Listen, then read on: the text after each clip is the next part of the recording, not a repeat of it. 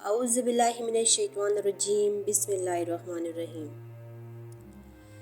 جب کائنات میں کچھ بھی نہ تھا، نہ زمین، نہ چاند، نہ سورج، نہ ستارے، صرف تنہا عظیم رب العالمین کائنات کا پروردگار اللہ سبحانہ و تعالی موجود تھا۔ اللہ تعالی نے قلم پیدا فرمایا اور حکم دیا، اے قلم لکھ۔ قلم نے عرض کیا، اے میرے رب میں کیا لکھوں؟ اللہ نے فرمایا، عرش الہی پر کلمہ طیبہ لکھ۔ قلم نے خوف و خشیت میں 400 سال تک لا الہ الا اللہ لکھا۔ اللہ نے پوچھا کہ آخر کا حصہ کیوں نہیں لکھا؟ قلم نے عرض کیا کہ میں نے سوچا کہ اس کے بعد کون سا نام لکھوں، کیونکہ تو پاک و یکتا ہے۔ پھر اللہ نے حکم دیا کہ لا الہ الا اللہ محمد رسول اللہ لکھ۔ قلم نے صدیوں تک یہی لکھا۔ پھر اللہ نے عرش عظیم پیدا کیے اور اسے اٹھانے کے لیے فرشتے پیدا کیے۔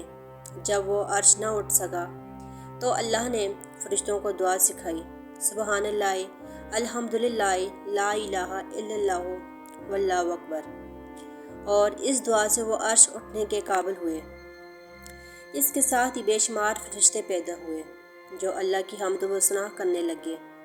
اللہ نے لوح محفوظ بنوائی اور قلم کو حکم دیا کہ آنے والے تمام واقعات اس میں لکھ دے۔ قلم نے بسم اللہ سے آغاز کیا اور آدم علیہ السلام سے لے کر انبیاء تک کے حالات لکھ دیے۔ اللہ نے یاقوت سے لوح کے نیچے ایک لوح عظیم رکھی۔ پھر اللہ کی قدرت سے ہوائیں، پانی، آگ اور دھواں وجود میں آئے۔ اس کے احکام سے مختلف اجسام اور آسمان زمین بنے۔ پہلا آسمان تانبے سے، دوسرا لوہے سے، تیسرا چاندی سے، چوتھا سونے سے، پانچواں مواد یعنی موتی سے، اور ساتواں یاقوت سے بنا۔ ہر آسمان کے درمیان فاصلے بہت طویل بتائے گئے ہیں۔ پانی سے ایک سرخ مٹی جیسی چیز بنی، جیسے 4 فرشتے جبرائیل، میکائیل، اسرافیل اور عزرائیل نے کھینچ کر وسیع زمین بنائی۔ پھر اللہ نے 6 دنوں میں آسمان، زمین، چاند، سورج، سیارے اور ستارے پیدا کیے۔ بعد ازاں جنات کی تخلیق ہوئی۔ ان میں بعض نیک اور بعض منحرف ہوئے۔ جنوں میں ایک نبی بھی بھیجا گیا جس کا نام یوسف تھا، مگر اکثر جن گمراہ ہو گئے اور کئی پیغمبروں کو قتل کیا۔ آخرکار فرشتوں نے اللہ کے حکم سے سزائے جنات دی اور بہت سے جن مارے گئے۔ ابلیس ایک جن تھا جو عالم عبادت میں آگے بڑھا اور فرشتوں کے ہاں سراہا گیا۔ وہ بہت سالوں عبادت کے بعد عرش کے قریب لایا گیا اور دنیا میں جنات کی ہدایت کی ذمہ داری دی گئی۔ لیکن جب ابلیس نے آدم علیہ السلام کو سجدہ نہ کیا تو اللہ نے اسے نکال دیا اور اس پر لعنت مقرر ہوئی۔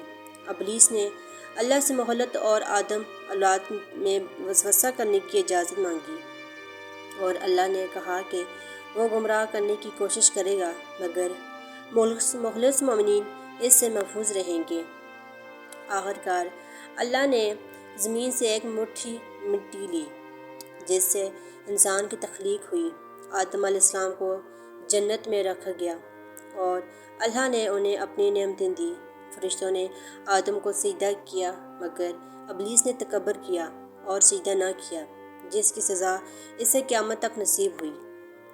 پیارے ناظرین، اگر آپ کو میری ویڈیوز پسند آئی ہیں تو میرے چینل نوشی وائس کو ضرور سبسکرائب کر کے جائیں اور بیل نوٹیفیکیشن کے بٹن کو آن کر دیجیے تاکہ ایسے مزید واقعات آپ کو سننے کو ملیں، اور اللہ ہمیں شیطان کی شر سے محفوظ فرمائے اور ہمیں سیدھا راستے پر چلنے کی توفیق عطا فرمائے۔ آمین ثم آمین۔